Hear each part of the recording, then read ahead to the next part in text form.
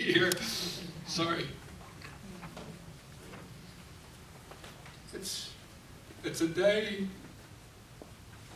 that got postponed a long time, but we're here.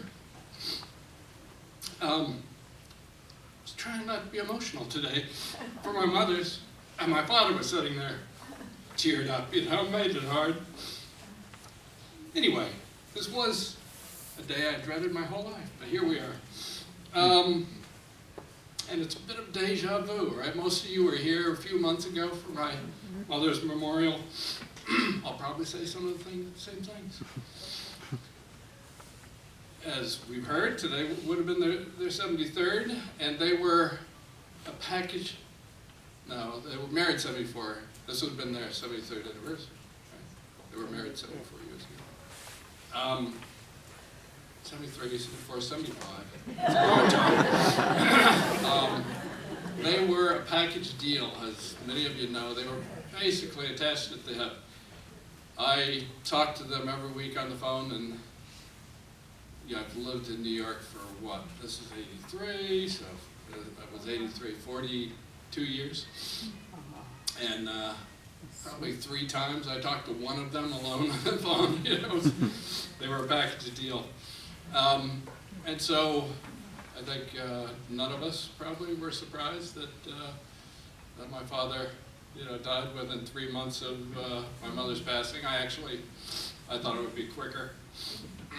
Not because of his health, from sadness.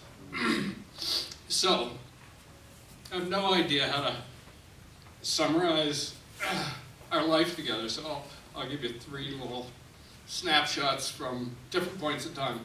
Those of you that know him knew that he had a good sense of humor. He was a jokester. But when we were young, a joke that was told that didn't land, that was called a daddy's joke. It wasn't quite as funny to his kids. What's next? So I did move to New York in 1983, and right before I was leaving, I had still have a 1975 280Z that I loved. I was washing it and waxing it before leaving it there for a few months, February to June, before I drove it cross country. And he came out and washed his car. That was not a normal event for him to be out washing the car. It was just an opportunity for us, to do something together before I left. And I mentioned our weekly calls. Both of them, always thanked me, for calling them. But he never initiated calls until I had pneumonia. Actually we had pneumonia at the same time. He was hospitalized, got IV drugs, and got over it much more quickly than I did. Mine was, mild, but it lasted. And he'd call me regularly. How you feeling? How's it coming?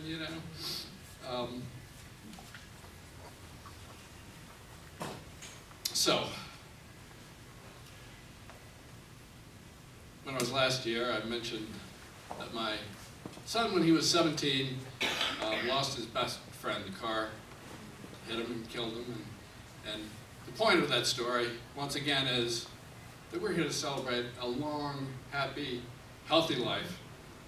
And for my father, I guess my mother was able to, be with her honey until the end.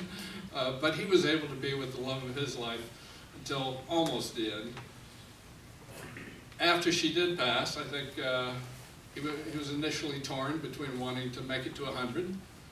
He, at that point, had the health, was doing really well, and was sort of thinking about living to be 100, but he also missed his wife. He wanted to be with her. So at the end, he was, I think he made the decision that 100 wasn't necessary.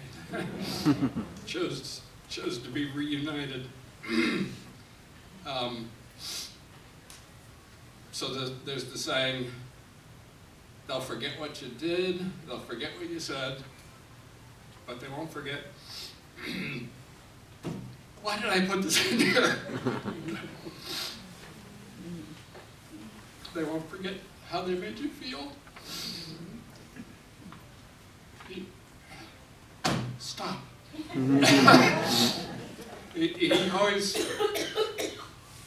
made me feel loved, cared about me. Denise said to me, you know, your father loved you. And I said, well, I did know that, and he knew I loved him, so it kind of worked. I'm going to close here, but thank you all for coming. Special thanks to Shaylee and Jerry, Denise and Lori for all the care you did actually for both our parents. Thank you.